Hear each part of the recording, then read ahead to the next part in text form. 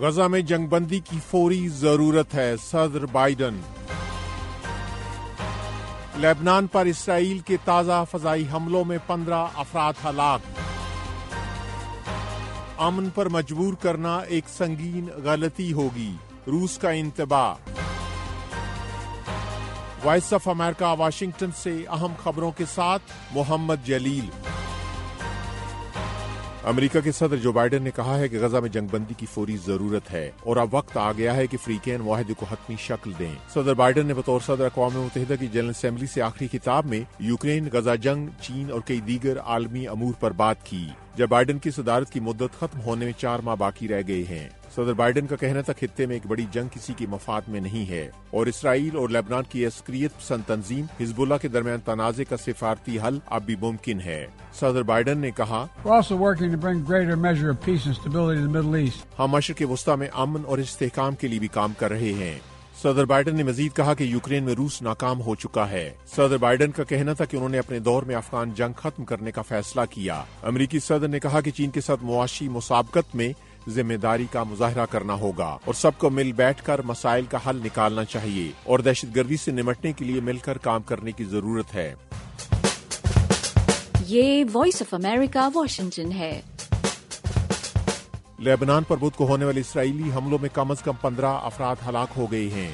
اسرائیل نے لبنان کے جنوب اور مشرق میں حزب اللہ کے روایتی گڑھ سے باہر لبنان کے پہاڑی علاقوں پر بھی حملے کیے ہیں۔ لبنان کی وزارت صحت کا کہنا ہے کہ جنوب مشرق کے پہاڑی علاقے میں ایک گاؤں پر ہونے والے حملے میں 4 افراد ہلاک ہوئے ہیں، جبکہ بیروت کے شمال میں ہونے والے ایک اور حملے میں 3 ہلاکتیں ہوئی ہیں۔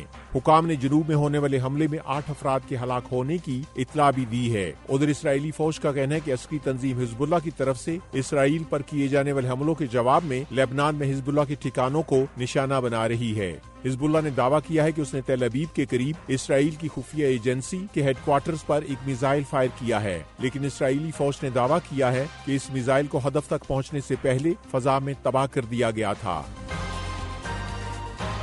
روس نے کہا ہے کہ اسے امن پر مجبور کرنا ایک سنگین غلطی ہوگی۔ کریملن کا یہ بیان یوکرین کے صدر کے بیان کے بعد آیا ہے، جس میں انہوں نے کہا تھا کہ روس کو سفارتی طریقے ہی سے جنگ ختم کرنے پر مجبور کیا جا سکتا ہے۔ روس کے حکومتی مرکز کریملن کے ترجمان دمتری پیسکوف نے بدھ کو صحافیوں سے بات کرتے ہوئے کہا کہ ایسا خیال کرنا ایک سنگین غلطی ہوگی اور کیف کو اس کے نتائج کا سامنا کرنا پڑ سکتا ہے۔ انہوں نے کہا کہ روس امن کا حامی ہے، لیکن یہ حمایت استحکام سے مشروط ہے۔ یوکرین کے صدر ولادیمیر زیلنسکی نے اقوام متحدہ کی سلامتی کونسل سے خطاب کرتے ہوئے کہا تھا کہ روس کے ساتھ جنگ کو صرف بات چیت سے ختم نہیں کیا جا سکتا ہے، بلکہ اس کے لیے روس کو جنگ کے خاتمے پر سفارتی طور پر مجبور کرنے کی ضرورت ہے۔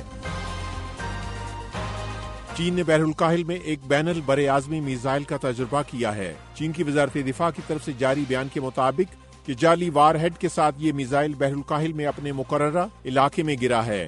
ادھر جاپان نے بیجنگ کی طرف سے میزائل تجربے پر تشویش کا اظہار کرتے ہوئے کہا ہے کہ چین نے میزائل تجربہ کرنے سے پہلے اس بارے میں ٹوکیو کو آگاہ نہیں کیا تھا۔ چینی وزارت دفاع کا کہنا ہے کہ یہ آزمائشی تجربہ چینی فوج کی معمول کی تربیتی مشق کا حصہ ہے، جو بین الاقوامی قوانین کو مد نظر رکھتے ہوئے کیا گیا ہے اور اس میں کسی ملک کو نشانہ نہیں بنایا گیا ہے۔ کیا آپ جانتے ہیں کہ VOA اردو کا ایک ٹی وی شو بھی ہے؟ جی ہاں، ویو 360۔